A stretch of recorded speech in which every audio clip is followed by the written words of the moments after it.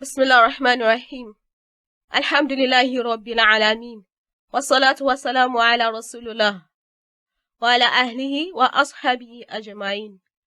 Assalamu alaikum wa rahmatullahi wa barakatuh. You are welcome to this course, Arabic Reading and Writing for Beginners. This is an overview of the speech organs and the alphabet. The study of the speech organs requires the aid of a sliced human head diagram. These organs from the front to the back are the lips, the teeth, the tongue, the roof of the mouth. The roof of the mouth is made up of the alveolar ridge, the hard palate, and the soft palate. The rest are the uvula, the throat, and the vocal cords. These organs are supplied with the air for the speech production by the lungs present in the chest of the human. Air pushed out through the lungs moves up the trachea, otherwise known as the windpipe, to the larynx, known also as the voice box. Then the vocal cords in the larynx convert the air into sound. When the air then moves up the throat and escapes through the mouth, an oral sound is produced.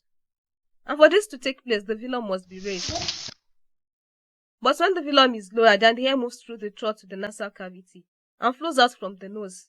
The sound is said to be nasal. But some sounds are both nasal and oral. The oral sounds are either vowels or consonants. The Arabic alphabets that are used as long vowels are produced when there is no obstruction in the movement of air in the vocal tract.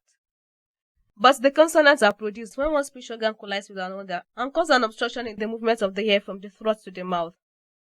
Then the point of obstruction is called the place of articulation, while the way the collision occurs is known as the manner of articulation. Two of the speech organs, the throat and the tongue, are divided into parts based on the distance of each from the lips. The bottom of the throat is where the vocal cords, the originators of sounds, dwell. Then the middle. This is where the epiglottis is situated. The epiglottis is the flap that prevents the entry of foods and drinks into the larynx. The third part of the throat is the nearest to the lips, and it is the space facing the roots of the tongue. As for the tongue, the bottom of the back lies opposite to the soft palate, while the middle part faces the hard palate. The tip of the tongue is the front part of the tongue, and it finishes at a point that could be referred to as the apex. So that is a brief introduction to the speech organs and the Arabic alphabet. In the lectures ahead, inshallah, I shall give detailed explanations about them. And this means that I shall be explaining the places and the manners of articulations of the Arabic alphabet in the lectures, among others. But the concentration will be more on the places of articulations as taken from the Tajweed poem of Imam Muhammad ibn Jazari rahimahullah. Note that the places of articulations in Arabic is called Makharijul Huruf, while the manners of articulation is called Sifatul Huruf.